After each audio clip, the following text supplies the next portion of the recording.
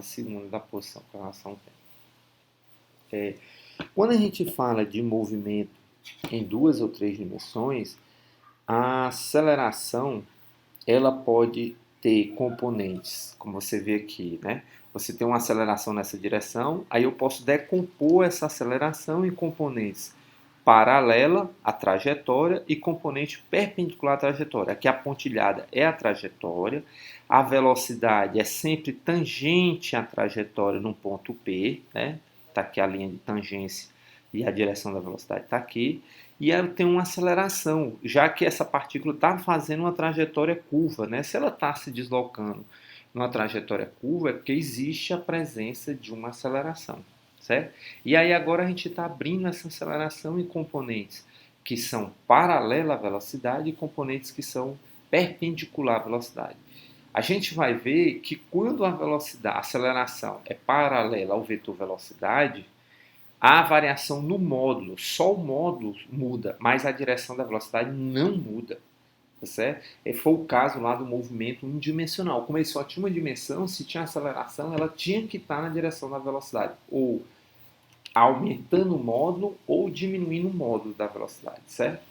A partícula se move em linha reta com velocidade escalar variável. Esse é o caso quando você tem aceleração só na direção da velocidade, paralela à velocidade da partícula. Quando você tem aceleração ortogonal ao vetor velocidade, aí você a variação na direção, mas não no módulo da velocidade. Ou seja, só se você só tem essa componente perpendicular, a velocidade só vai mudar em direção. Ela não muda mais em módulo. Porque quem é responsável pela variação no módulo? A componente paralela. A componente perpendicular não varia o módulo da velocidade, apenas a sua direção. No caso, se você tem uma perpendicular, a partícula se move em uma trajetória curva com velocidade escalar constante. A gente vai ver que isso aqui é o caso particular do movimento circular uniforme, né? Que ele só tem componente tangencial, ortogonal, né? Desculpa, componente ortogonal, tá certo? Então, qual é o resumo do que eu quero dizer aqui?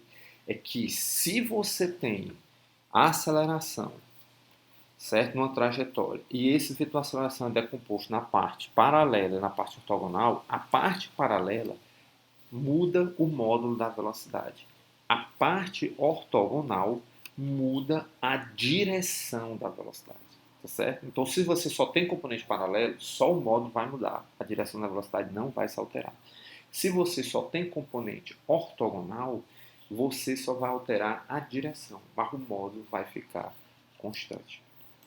Então, o resumo, né, desse apanhado de se você tem vetor, aceleração e velocidade no movimento curvilíneo. Se você só tem aceleração ortogonal, no caso aqui é normal a velocidade, faz 90 graus, então você está no caso que só altera a direção. Isso é exatamente o movimento circular uniforme, velocidade, módulo constante, trajetória circular. Por quê? Porque eu só tenho uma aceleração perpendicular à velocidade. Eu só tenho essa componente, a perpendicular, que é responsável pela variação no modo, na direção da velocidade, não altera o módulo, certo? Então, neste caso, se a sua aceleração é sempre ortogonal à velocidade, você está no caso do movimento circular uniforme.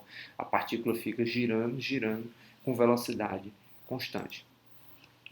No caso, se você tiver o vetor aceleração A, que tem componente normal, que seria nessa direção, e na componente tangencial, que seria paralela à velocidade, então você vai estar num movimento circular, né? Porque a velocidade escalar é crescente ao longo da trajetória curva. Então você está com movimento curvilíneo acelerado, velocidade, módulo crescente. A trajetória tem que ser uma espiral crescente. Porque se o módulo, se a direção está variando e o módulo está variando, não tem como a partícula continuar num círculo com raio constante. Ela tem que crescer o seu raio, certo? Então esse seria o caso do voo curvilíneo acelerado, ou seja, espiral crescente. No caso de você ter aceleração ortogonal e uma componente também na direção paralela, agora contrária à velocidade, né? a velocidade é uma escala decrescente ao longo de uma trajetória curva. Nesse caso, você está no movimento curvilíneo acelerado, o módulo da velocidade decrescente, ou seja, esse módulo, porque por conta dessa componente paralela contrária, vai decrescer o módulo da velocidade. Então a trajetória é o que a gente chama de espiral decrescente, certo? Então, por hoje, para esse vídeo, a gente conseguiu definir o que é velocidade, conseguiu definir o que é aceleração e também entender o que ocorre quando você tem a presença de um vetor aceleração cujas componentes podem ser decompostas em parte paralela ao movimento e ortogonal ao movimento. O que é que ocorre com essa partícula quando você tem a presença dessas duas componentes da aceleração?